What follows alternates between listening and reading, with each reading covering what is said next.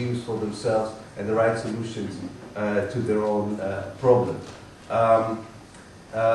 Instead of being disgusted, what I suggest is just trying to find out, which I can't do, but probably you can, what is the best way that people in the Arab world can do for the Palestine cause given the present situation. I mean, I don't think it would be very helpful to say, you know, after we throw out this or that regime, then real help can come to the Palestine question. We have certain people in Lebanon who prove to us that you don't have to wait to change of regime to help the Palestine cause. So you can do that. You can do that, and it's important to do it. It's important to do it without, for a moment, losing the critical instinct for changing things in the Arab world. But believe me, I've lived 50 years. I hope to live another 50 years.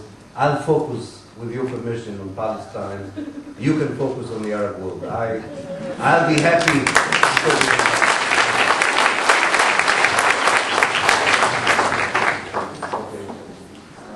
We've got about 4 more minutes, so one more question. Maybe we'll let them ask questions. And I'll answer. Okay, so then can you all ask your questions? Very short, please. Okay. Okay, good evening. Thank you for coming. I want to ask a question about an article. I want to see what you think about it because I'm curious about what everyday Israelis think.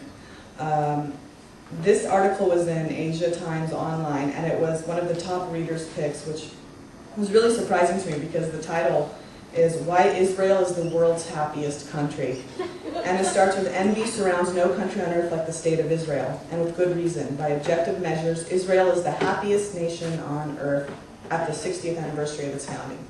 And some of the reasons they state is because it has a low suicide rate compared to a higher fertility rate than other Western nations, and that it's the freest nation, wealthiest, and among the best educated.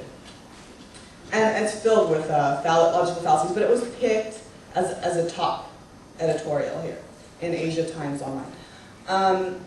You mentioned something about Western kind of complacency in the Palestinian. Well, I think media has a large role to play in this. And I think the Arab countries, Al Jazeera coming out with their English station, and Press TV from Iran, those are two ways of combating this, because I think for some reason, a lot of the world just doesn't push the PR, the public relations aspect, whereas Israel really does. What I want to ask you is, Israel as the happiest country, is that really true? I mean, are people in Israel happy with themselves, happy with the situation, or is there I thought there was tension, and either through like fanaticism or some sort of, you know, false nationalism, blind nationalism, whatever. Is it true that they're happy with themselves and they're completely blind to reality, or is it happy idiocy? What is it? Yeah, I'm answering a few questions in a row, that's why. All right, I'll try to make this one fast. You talked about Israeli early school indoctrination. Granted, every nation has its own nationalistic indoctrination. And also you talked about specific histories told by the media in the United States. Can you comment on histories told in the United States, like in elementary or high school, regarding the Jews, Israel, and the history of the Holocaust? Because, as you probably know, some have talked and written about the so-called the Holocaust industry. Yeah, there's 2 more over here. Oh, sorry. I just have a quick question. You said that the only way to overcome what Israel is doing right now and get rid of the occupation is through a divestment program. I was just wondering how effective this program may be. I may be a pessimist when it comes to this, when we donate $10 million a day to Israel. In regards to your specific comments about the ideology of Zionism and bringing up the points related to the ideology itself, once that ideology is replaced, as you're alluding to, what are some appropriate replacements? And in the Middle East specifically, you've had instances of Arab nationalism, and then you've had like Islamic movements. So what alternatives do you see? And then another question that I had, in regards to peace in the Middle East, in the general statement, Mearsheimer and Walt wrote a paper, and I wanted to find or understand your opinion on that particular paper, because you mentioned in the earlier answer that once the Palestinian question is solved, it'll be a key to helping the Middle East gain some peace. First, you're a courageous man, and you've given up a lot for this cause, leaving your homeland and coming or going to the United Kingdom. So thank you for that.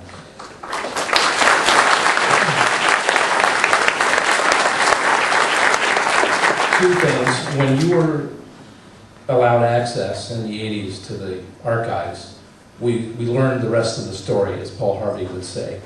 As I understand it, the 67 archives are still locked down, and I'm wondering what you think we might learn when those are unlocked. And I'm really interested in your conversion experience. In other words, when you got it, when the light bulb went on, and how that happened, because I'm very thankful.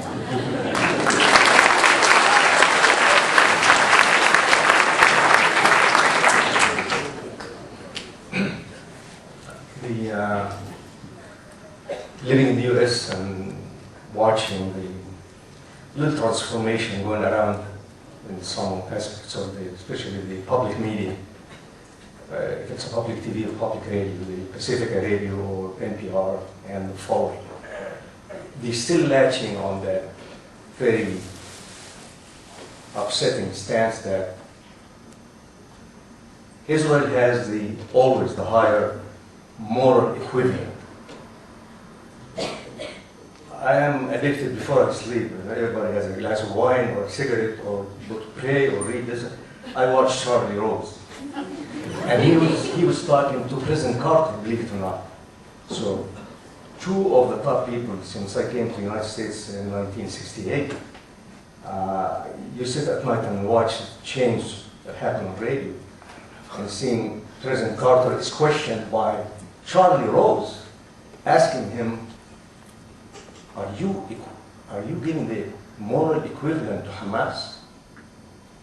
It's like, you allow to be killed, allow others to kill, but if somebody to retaliate or answer, that's no for a guy like, I have so much admiration to Charlie Rose telling, are you doing the moral equivalent to Hamas, like Israel? So it's just, it leaves you again like all the gentlemen here almost in my age. I don't want to declare my age at all to anybody here. But you go up in the schizophrenic situation following since you born sometime in the 30s.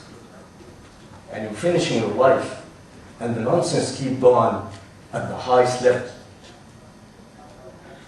So I'm start feeling that it looks like I gotta go live in Israel for a few weeks, few months, and you will see some tolerance to object about the Israeli behavior than here in the United States. Is that a dilemma we come into? Thank you for listening. Thank you for everything you do. God bless.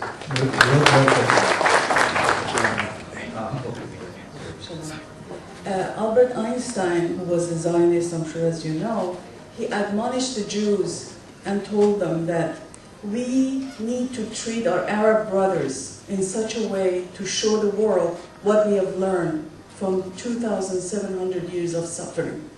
I'm glad that there are Jews and Israelis among my friends and myself also who are telling the Jewish people that to save the spirit of Judaism and Jews is more important than pieces of land.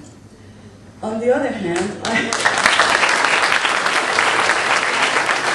he was a smart Jew, and I think more and more the Jews are awakening to what it means to be a real Jew. On the other hand, when I speak to my Israeli friends, many of whom work for peace, some of them tell me that they become alarmed because of what they see in Muslim countries, such as in Iran. If you ask a Baha'i Iranian, I'm an Iranian Jew, I lived in Israel for several years, but if you ask any of my Baha'i friends, would you prefer to live in Iran or would you prefer to live under Israeli rule? What do you think they would answer? You know, you lived in Haifa, you know the treatment of the Baha'is in Iran. I don't know if you're aware how many Baha'is have been killed, how they cannot practice their religion. Then they point out to me, they